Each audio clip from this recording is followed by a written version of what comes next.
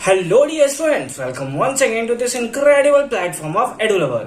Class 10th globalisation and Indian economy के 7 most important questions के साथ हम आपके सामने आ चुके हैं। तो इसमें हम डिस्कस करेंगे वे 7 मोस्ट इंपोर्टेंट क्वेश्चंस जो आपके एग्जामिनेशन के लिए बहुत ज्यादा इंपोर्टेंट है, खास करके टर्म 2 के लिए। तो चलिए फटाफट से वीडियो को स्टार्ट करते हैं। उससे पहले अगर आपने अभी तक हमें टेलीग्राम पे ज्वाइन नहीं किया है तो मस्ट भी ज्वाइन कर ले, क्योंकि वही सारे के सारे पीडीएफ नोट्स आपको प्रोवाइड किए जाते हैं हर एक चैप्टर के, चाहे वो मैथ्स हो, साइंस हो, सोशल साइंस, हिंदी या फिर इंग्लिश। तो फटाफट से अभी हमें ज्वाइन कीजिए हमारे टेलीग्राम चैनल पे, लिंक मिलेगा आपको डिस्क्रिप्शन में। साथ ही साथ बहुत सारे सैंपल पेपर हमने सॉल्व कर रखे हैं, उसका भी लिंक मिलेगा आपको डिस्क्रिप्शन में। तो चलिए अब एक एक करके हर एक क्वेश्चन का सॉल्यूशन देखते हैं। क्वेश्चन नंबर 1 है, what is the main objective of the WTO. WTO का फुल फॉर्म क्या होता है, बोलिए मेरे साथ, क्या होता है? World Trade Organisation. ठीक है, अच्छी बात है। इसका मेन ऑब्जेक्टिव क्या है, यानी कि डब्ल्यूटीओ का मेन ऑब्जेक्टिव मतलब इसके पीछे का मोटिव क्या है वर्ल्ड डब्ल्यूटीओ का, है ना? क्यों इसको बनाया गया, क्यों इसको स्थापना की गई, स्टैब्लिश्ड किया गया, इसके बारे में हमसे पूछा गया है ना? तो इसका रीजन क्या होगा? To solve trade conflict. अगर ये आपके 3 मार्क्स का क्वेश्चन अगर लेटर सपोज एग्जामिनेशन में आता है, और आने के चांसेस भी बहुत ज्यादा है, इसलिए क्योंकि इस टाइप के क्वेश्चन में बार बार लगातार रिपीट करते रहता है सीबीएसई। ठीक है, तो ये 3 मार्क्स के क्वेश्चन में आता है, तो कम से कम 3 पॉइंट तो आपको लिखने ही लिखने हैं। ठीक है, 4 पॉइंट लिख दिया, अच्छी बात है, लेकिन 3 रेलेवेंट पॉइंट, ऐसा पॉइंट जो उसको टच करे, उसको लगे कि हाँ कोई सही लिखा हुआ है ना? तो लिख रहे हो कि डब्ल्यूटीओ इज ऑर्गेनाइजेशन, तो ये कोई पॉइंट नहीं हुआ। ठीक है, कि to solve the trade conflict, अगर कोई 2 नेशन के बीच में ट्रेड कॉन्फ्लिक्ट हो गया है, लड़ाई वाला माहौल आ गया है, तो उस केस में सॉल्व कौन करता है? डब्ल्यूटीओ सॉल्व करता है। सेकंड है to set and execute rules, ये कुछ रूल्स सेट करता है, उस पर एग्जीक्यूट करता है फॉर इंटरनेशनल ट्रेड, है ना? इंटरनेशनल ट्रेड के लिए आपके नाम से क्लियर, वर्ल्ड ट्रेड ऑर्गेनाइजेशन, ये आपके दुकान के बीच में, है ना, आपके लोकेलिटी के बीच में नहीं करेगा, ये नेशन के बीच में वर्क करता है। सी देखिए क्या है, to improve the clarity of decision making method. अब कितना क्लैरिटी हो डिसीजन मेकिंग में, इसको बहुत ये इंप्रूव करने का काम करता है। मतलब जितना अच्छा हो, जितना ज्यादा इंप्रूव्ड फॉर्म में हो, उतना अच्छा है। इसलिए डब्ल्यूटीओ जो है उसको इंप्रूव करने का बहुत ही ज्यादा ट्राई करता है कि डिसीजन मेकिंग जल्दी हो। ऐसा नहीं कि कोई भी काम जो है पेंडिंग पड़ा है, 1 साल हो गया, ऐसा नहीं करता है, इंप्रूव कर लेता है। ठीक है, डिसीजन मेकिंग को। ऑप्शन डी में क्या है? टू प्रेजेंट अ पैनल, एक पैनल प्रेजेंट करता है फॉर नेगोशिएशन के लिए and controlling additional trade liberalisation. ठीक है, इसके लिए वो क्या करता है? एक पैनल प्रेजेंट करता है। नेगोशिएशन सब जगह आपको पता है, नेगोशिएशन होता है। ठीक है, तो आई होप कि ये पार्ट आपको अच्छे समझ में आया होगा कि क्या है मेन ऑब्जेक्टिव्स ऑफ डब्ल्यूटीओ। जितने भी हमने यहाँ पे क्वेश्चंस लिए हैं सारे के सारे इंपॉर्टेंट है, बहुत अच्छे तरीके से सबके साथ आपको डील करना है। ठीक है, सेकंड क्वेश्चन पे फर्दर मूव करते हैं। सेकंड क्वेश्चन भी बहुत ही इंपॉर्टेंट क्वेश्चन है। क्या है? What is the major benefit received by the local company, है ना? हमें बताना है कि लोकल कंपनी जो है वो मेजर बेनिफिट कौन सा रिसीव करते हैं जब it start joint production with MNC. जब वो ज्वाइंट प्रोडक्शन स्टार्ट कर देते हैं किसके साथ? एमएनसीज का मतलब होता है मल्टीनेशनल कॉर्पोरेशन। ठीक है, उन सारे के सारे मल्टीनेशनल कंपनीज कितना लोग बोलते हैं। ठीक है, तो एमएनसीज ये हमारा हो गया, उसके साथ करते हैं। तो आपको पता है क्योंकि मल्टीनेशनल हमारे ये सारा का सारा वर्क हो रहा है, तो मल्टीनेशनल वाली जितनी भी कंपनीज होती है, कॉर्पोरेशन होती है, वो क्या होती है? वर्ल्ड लेवल पे काम करती है। तो उनके पास ढेर सारा मनी होता है, ढेर सारा पैसा होता है। ठीक है, तो वो क्या करती हैं कि जब वो लोकल कंपनी के साथ टाई अप करती हैं तो उनको ना नए टेक्नोलॉजी प्रोवाइड कर सकती है फास्टर प्रोडक्शन के लिए, या फिर नए टेक्नोलॉजी उसको दे सकती है ताकि वो अपने प्रोडक्शन को फास्ट बढ़ा सके, उसमें इन्वेस्टमेंट कर सकती है। तो ये सारे के सारे पॉइंट्स होंगे जो मेजर बेनिफिट्स रिसीव्ड करेगा लोकल कंपनीज। ठीक है, तो देख लेते हैं क्या है। The major benefit received by the local companies when it start joint production with MNCs are as following. जैसे इसमें पॉइंट नंबर 1 है कि MNCs can provide money for additional investment. MNCs क्या करेगा? एक एडिशनल इन्वेस्टमेंट प्रोवाइड करेगा in the form of money, like buying new machine, जैसे नए मशीन को खरीदने के लिए, किसके लिए? फॉर फास्टर प्रोडक्शन को बढ़ाने के लिए। या पॉइंट नंबर में 2 में होगा कि MNCs might bring with them, है ना, द लेटेस्ट टेक्नोलॉजी, या एमएनसीज हो सकता है कि लेटेस्ट टेक्नोलॉजी उसके अपने साथ लाए और वो लोकल कंपनीज को दे, किसके लिए? For production. है ना, फॉर फास्टर प्रोडक्शन भी लिख सकता है, फास्टर प्रोडक्शन के लिए। तो ये है कि जब एक लोकल कंपनी जो है वो एमएनसीज के साथ टाई अप करती है, ज्वाइंट प्रोडक्शन की तरह, ज्वाइंट वेंचर की तरह काम करना शुरू कर देती है। तो आई होप ये क्वेश्चन नंबर 2 भी आपको बहुत अच्छे से फिगर आउट हुआ होगा, समझ में आ गया ना, बहुत अच्छी बात है। फर्दर मूव करते हैं बहुत ही इंपॉर्टेंट क्वेश्चन में, क्वेश्चन नंबर 3 में। क्वेश्चन नंबर 3 है, what effect does globalisation have on the stability of the job for workers, है ना। ग्लोबलाइजेशन से, किससे, ग्लोबलाइजेशन का क्या इफेक्ट पड़ता है on the stability of the job, है ना, जॉब के स्टेबिलिटी पे, किसके स्टेबिलिटी पे, जॉब के स्टेबिलिटी पे, वर्कर्स के। ठीक है, तो चलिए इसको हम लोग समझते हैं, बहुत प्यार से समझेंगे, मजे से समझेंगे तो समझ में आएगा अच्छे तरीके से। क्या है, the stability in jobs for the workers affect due to the globalisation in the following way, है ना। इससे क्या होता है, अगर हम लोग ऐसे ही नॉर्मल फॉर्म में समझना चाहे तो क्या होता है, ग्लोबलाइजेशन एक्चुअली में होता क्या है कि ज्यादातर मशीन्स का यूज होना, ठीक है। तो वर्कर्स क्या करते हैं, अपना जो ह्यूमन पावर होता है, ठीक है, ह्यूमन जो कैपिटल होता है उसके थ्रू वो वर्क करते हैं, अपने लेबर के थ्रू वर्क करते हैं। तो सारा का सारा लेबर जो है वो मशीन के थ्रू एक्सचेंज हो जाएगा, यानी कि जो लेबर काम करता था, जो ह्यूमन कैपिटल लगता था, उसके प्लेस पे अब मशीन्स आ गए, मशीनरी आ गए हैं सारे के सारे। तो फिर ह्यूमन का ना धीरे धीरे डिग्रेडेशन होते चला जाएगा ह्यूमन लेबर का, ठीक है। और फिर हम लोग को अगर कुछ भी वर्कर्स यूज हो रहे हैं तो कुछ दिन के लिए यूज होंगे, बाकी टाइम यूज नहीं होंगे। तो चलिए आंसर पढ़ते हैं। क्या है, first, there is no permanent employment, कोई परमानेंट नहीं रहेगा, सारे के सारे टेम्पररी रहेंगे। जब कंपनी को जरूरत पड़ेगी तब वो लेबर को हायर करेगी, तब वो ह्यूमन कैपिटल का यूज करेगी और फिर कुछ दिन के बाद उसे छोड़ देगी, है ना। तो there is no permanent employment but workers are employed only when needed, है ना। और वर्कर्स तभी एम्प्लॉयड होंगे only when needed, that is they are flexible worker। इसीलिए इसको हम लोग क्या बोलते हैं, फ्लेक्सिबल वर्कर्स हम लोग बोलते हैं कि जब जरूरत पड़ा तब वर्कर से काम करा लिया, जब जरूरत नहीं है तो उसे हमने बाहर कर दिया। तो इस तरीके से स्टेबिलिटी पे बहुत ज्यादा खतरा बढ़ जाता है जैसे जैसे ग्लोबलाइजेशन जो है इंक्रीज करता चला जाता है। लेकिन ग्लोबलाइजेशन इंडियन इकोनॉमी के लिए बहुत अच्छा है कि मशीन्स फास्टर ग्रोथ करेंगी, ठीक है, कोई भी प्रोडक्शन बहुत फास्ट करेंगे, उससे इंडियन इकोनॉमी बहुत आगे जाएगा, ठीक है। तो किसी के लिए ये बहुत अच्छा है तो किसी के लिए ये ड्रॉबैक है, ठीक है। बी पार्ट पढ़ते हैं, बी पार्ट में पढ़ते हैं, due to globalisation the MNCs यानी कि multinational corporation main objective is to the lower cost, है ना। मतलब ग्लोबलाइजेशन से क्या है कि एमएनसी जो मल्टीनेशनल कॉर्पोरेशन उसका जो मेन ऑब्जेक्टिव है लोअर कॉस्ट पे है। अगर वो ह्यूमन कैपिटल का यूज करता है, अगर वो वर्कर्स के थ्रू काम कराता है तो बहुत ज्यादा टाइम भी लग जाएगा और बहुत कम प्रोडक्शन भी होगा, जबकि मशीन के थ्रू कम टाइम में ज्यादा प्रोडक्शन होगा। तो ये मशीन्स का यूज करते हैं। To do this they provide temporary employment, ठीक है, और उसके लिए वो क्या करते हैं, एक टेम्पररी एम्प्लॉयमेंट प्रोवाइड करते हैं only and are given lower wages, ठीक है। ये क्या करते हैं, ओनली टेम्पररी एम्प्लॉयमेंट प्रोवाइड करते हैं और वो भी बहुत ही कम वेजेस में, है ना। क्यों, क्योंकि लेबर को उनको जरूरत है, वर्कर्स का उनको जरूरत है, वर्कर्स का भरमार पड़ा है मार्केट में, तो किसी को उठा लेंगे, एक को बोलेंगे 200 रुपए, दूसरे को बोलेंगे 150 रुपए, जो दोनों में मान गया 150 रुपए वाला मान गया तो ले भैया आ ले उसको, तो ठीक है। तो लोअर वेजेस में अगर वो मान जाता है, ठीक है, तो इसीलिए वो लोअर वेजेस प्रोवाइड करते हैं और एक तो टेम्पररी एम्प्लॉयमेंट प्रोवाइड करते हैं, ठीक है। फिर क्या है, और they may have to work on the per day basis, या फिर वो पर डे बेसिस के टाइप में वो वर्क करेगा, ठीक है, कि एक दिन का भाई मेरे को मजदूरी दे दो, एक दिन का वेजेस दे दो, 2 दिन का वेजेस दे दो, उसके बाद तुम्हारा काम खत्म हो गया, जब जरूरत पड़ेगा हम आपको कॉल कर लेंगे। इस टाइप से देखने को मिलेगा। पॉइंट नंबर सी में क्या है, workers may have to work for longer hour, ठीक है। वर्कर्स क्या होंगे कि जो वर्क करेंगे कितने, फॉर लॉन्गर आवर्स, है ना, एक लंबे टाइम्स के लिए वर्क करेंगे।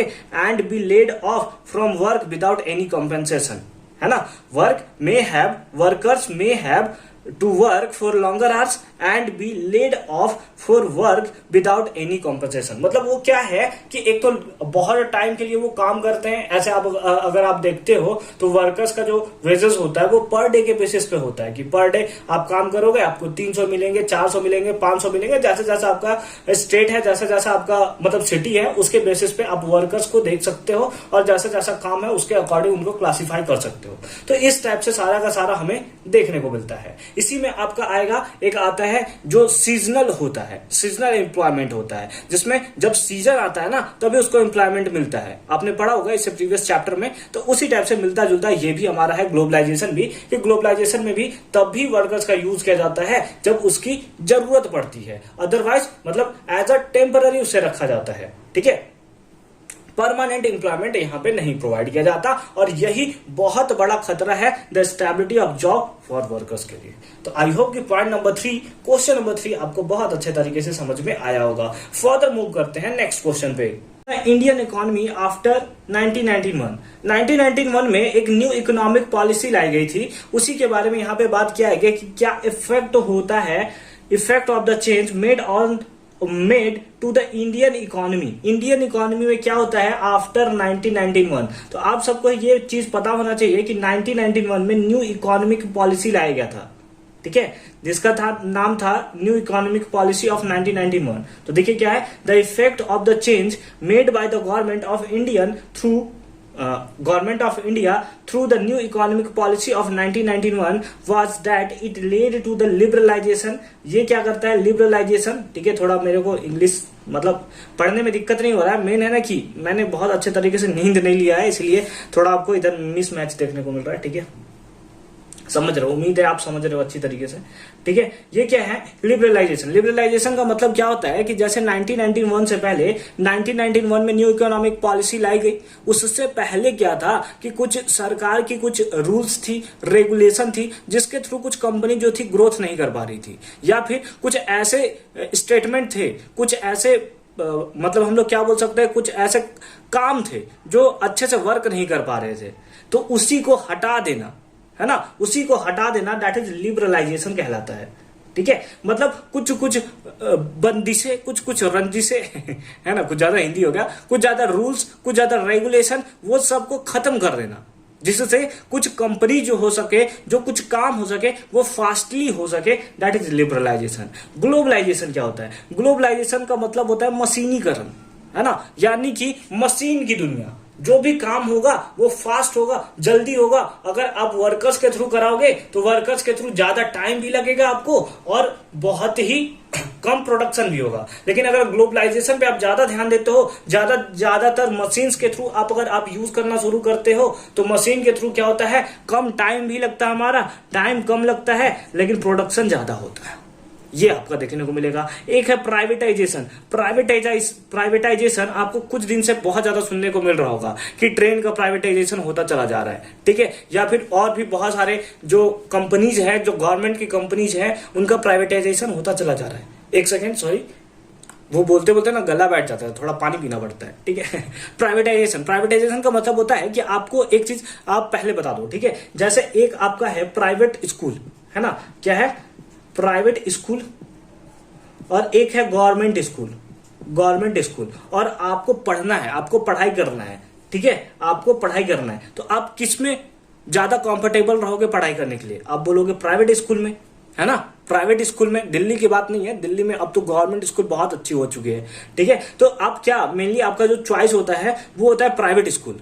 उसका रीजन क्या है कि प्राइवेट स्कूल में क्योंकि इन लोग के ऊपर दबाव होता है कि उन लोग को काम करना होता है, जो टीचर्स होते हैं उनको बहुत अच्छे तरीके से काम करना होता है, तभी उनको पैसा दिया जाएगा। यानी कि ये बात तो हमें पता चलता है कि जो भी प्राइवेट चीज रहता है उसमें आपको काम करेंगे तभी आपको वेजेस मिलेगा, तभी आपको सैलरी मिलेगा। इसलिए गवर्नमेंट ने प्राइवेटाइजेशन पे बहुत ज्यादा जोर दे दिया। ठीक है, अब गवर्नमेंट स्कूल के टीचर्स को, हालांकि ऐसा बोलना नहीं चाहिए, लेकिन गवर्नमेंट स्कूल के टीचर देखोगे ना थोड़ा लेजी हो जाते हैं, कि पहले बहुत अच्छे तरीके से मेहनत करेंगे, ऐसा नहीं कि वो बहुत अच्छा नहीं पढ़ा सकते, लेकिन वो लेजी हो जाते हैं। जैसे हम लोग का क्या है, जैसे यूट्यूब पे मैं वीडियो बनाता हूं तो एक टाइप का प्राइवेट जॉब है मेरा, है ना, जब तक मैं अच्छा वीडियो बनाऊंगा तब तक आप देखोगे, नहीं बनाऊंगा आपके पास बहुत सारे ऑप्शन है, आप वहां चले जाओगे। ठीक है, मैं तो ऐसे भी नहीं देखता सर, पहली बार आया हूं, गजब बेइज्जती है। ठीक है, तो उसी को बोलते हैं प्राइवेटाइजेशन। ठीक है, प्राइवेटाइजेशन के थ्रू क्या होता है, कि कंपनी जो होती है वो मतलब गवर्नमेंट जो होती है वो प्राइवेट करने लगती है जो जो गवर्नमेंट की चीजें है, जैसे रेलवे गवर्नमेंट के अंदर आती है उसको प्राइवेट कर देगी, और प्राइवेट वाले तो उनको तो प्रॉफिट चाहिए तो वो दम भर काम करवाएंगे किसी से भी। लेकिन गवर्नमेंट वाले में वैसा नहीं होता, भैया जॉब मिल गया, अब मेरा जॉब खत्म नहीं होने वाला, अब काम करें या ना करें कोई फर्क नहीं पड़ता। ठीक है, तो ये तीन चीजें मेनली हम लोग को मेजर इफेक्ट देखने को मिलता है, मेजर चेंजेस हमें देखने को मिलता है इंडियन इकोनॉमी पे, कब? आफ्टर 1991। ठीक है, तो आई होप कि क्वेश्चन नंबर 4 भी आपको बहुत अच्छे तरीके से समझ में आया होगा। फर्दर मूव करते हैं नेक्स्ट क्वेश्चन पे। क्वेश्चन नंबर 5 है इनलिस्ट द फैक्टर। हमें इनलिस्ट करना है वैसे फैक्टर्स को responsible for locating an MNCs, है ना, जो रिस्पॉन्सिबल है एक एमएनसी को लोकेट करने के लिए इन अ डिस्टिंक्ट प्लेस। ठीक है, एक डिस्टिंक्ट प्लेस में प्लेस करने के लिए एमएनसी क्यों एस्टैब्लिश्ड होगा, एस्टैब्लिश्ड, या फिर हम लोग बोल सकते हैं एमएनसी किसी प्लेस पे क्यों लोकेट होता है, इसके लिए कौन कौन से फैक्टर रिस्पॉन्सिबल होते हैं, कौन कौन से ऐसे चीजें होंगे जो अगर आपके आसपास हुई तो आपके आसपास एमएनसी आ सकता है, आपको बहुत अच्छे अच्छे जॉब प्रोवाइड कर सकता है। ठीक है, तो चलिए देखते हैं कौन कौन सा है। MNC set up their offices and factories in the distinct place due to the following reason, है ना, फॉलोइंग रीजन के बेसिस पे हो सकता है। पहला पॉइंट है अवेबिलिटी ऑफ लेबर, लेबर का अवेबिलिटी होना चाहिए। जैसे the MNCs operate in the companies to get the cheap labour, उनको क्या है कि जैसे अगर 4-5 प्लेस उसके पास है ना, लेट अस सपोज एक ए है एक बी है, 2 प्लेस है, तो 2 प्लेस में यहाँ पे लेबर का चार्ज 100 रुपए है, यहाँ पे लेबर का चार्ज 80 रुपए है, तो ये यहाँ पे क्यों खोलेगा, यहाँ पे नहीं खोलेगा, बोलेगा भैया यहाँ पे 80 रुपए ही हमको देना पड़ेगा, चलो बी प्लेस पे खोलते हैं। ठीक है, बी प्लेस पे हम लोग खोलते हैं। तो इस टाइप से वो क्या होती है कि डिपेंड करती है। यहाँ पे फैक्ट्रीज था, ठीक है, समझ गए। ठीक है, so they set up their factories where there is easy availability of the skilled and unskilled labour, इसलिए वो ऐसे जगह प्लेस, वो ऐसे प्लेस पे अपने फैक्ट्रीज अपने ऑफिसेस को खोलती है जहां पे स्किल्ड और अनस्किल्ड लेबर जो है उसका इजी अवेबिलिटी प्रेजेंट हो। ठीक है, सेकेंड पॉइंट में है availability of the raw material, availability of the raw material, raw material जैसे जो भी कंपनी बन रहा है उसमें जो रॉ मटेरियल हो वहां पे इजिली अवेलेबल हो। ठीक है, the MNC set up their factories where they get raw material easily and at cheap price. ठीक है, और वो भी क्या होना चाहिए, इजिली मटेरियल मिलना चाहिए, इजिली रॉ मटेरियल मिलना चाहिए, वो भी बहुत ही ज्यादा चीप प्राइस पे, सस्ते प्राइस पे। ठीक है, अच्छी बात है। सी पॉइंट में देखते हैं क्या है। सी पॉइंट में दिया हुआ है well developed infrastructure such as road, railway, electricity. ठीक है, मतलब एक वेल डेवलप्ड इंफ्रास्ट्रक्चर भी होना चाहिए, जैसे रोड बहुत अच्छी तरीके से होना चाहिए, नहीं तो उसको आने जाने में प्रॉब्लम होगा, रोड टूटा फूटा है तो फिर एमएनसी क्यों एस्टैब्लिश करेगा भाई, उसके पास तो बहुत सारे प्लेस है। ठीक है, फिर उसके पास रेलवे का भी कनेक्शन अच्छा होना चाहिए उस प्लेस पे जहां पे एमएनसी स्टेबलाइज हो रहा है, लोकेट हो रहा है। ठीक है, और साथ ही साथ रेगुलर सप्लाई होना चाहिए इलेक्ट्रिसिटी का, ऐसा नहीं कि पता चला 1 घंटे आया और फिर 10 घंटे गायब है, फिर 2 घंटे आया फिर चला 5-6 घंटा गायब है। ठीक है, आपके लोकल साइड में, आपके घर साइड में इलेक्ट्रिसिटी का क्या कंडीशन है ये हमें कमेंट सेक्शन में जरूर बताएंगे। ठीक है, ठीक है, अब इतने ही पॉइंट्स नहीं होते, और भी पॉइंट्स होते हैं, जैसे एक वेल डेवलप्ड इंफ्रास्ट्रक्चर तो होना ही होना चाहिए, उसके साथ साथ जो गवर्नमेंट पॉलिसी होनी चाहिए वो भी बहुत अच्छी होनी चाहिए। ऐसा नहीं कि कोई एमएनसी सेटअप कर रहा है उसके ऊपर हेवी टैक्सेस 28%, 30%, 35%, 40% चार्ज दे रहा है, तो वैसे में एमएनसी क्यों आएगा, मल्टीनेशनल कॉर्पोरेशन क्यों आएगा, बोलेगा नहीं भाई हम लोग यहाँ पे सेटअप नहीं करेंगे। उसके साथ साथ कि वो मार्केट से क्लोज भी होना चाहिए, है ना, तभी उसको अपने जो भी बनाएगा उसको वो बेच सकता है। ठीक है, तो ये सारे के सारे पॉइंट्स हैं, 3 पॉइंट्स, उम्मीद है कि आपने नोट कर लिया होगा। हालांकि इसके नोट्स आपको मिल जाएंगे हमारे टेलीग्राम चैनल पे, तो फटाफट से ज्वाइन कर लेना हमें। ठीक है, आगे नेक्स्ट पॉइंट देखते हैं इसका। तो पॉइंट नंबर 4 यानी कि पॉइंट नंबर डी है liberalised government policy. Government policy जो होना चाहिए वो लिबरलाइज्ड होना चाहिए, बहुत अच्छी होनी चाहिए।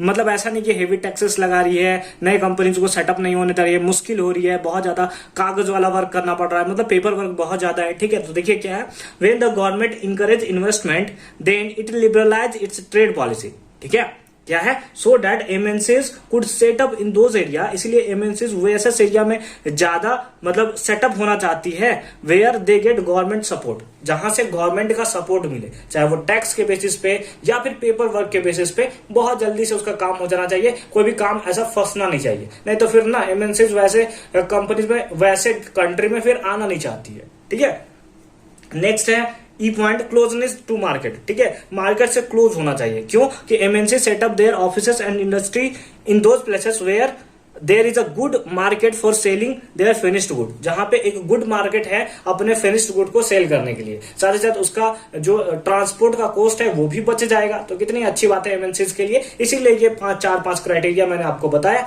टोटली 5 क्राइटेरिया बताया, और वे सारे क्राइटेरिया अगर आपके प्लेस के आसपास भी है तो एमएनसीज जो है आपके प्लेस में भी आ सकती है।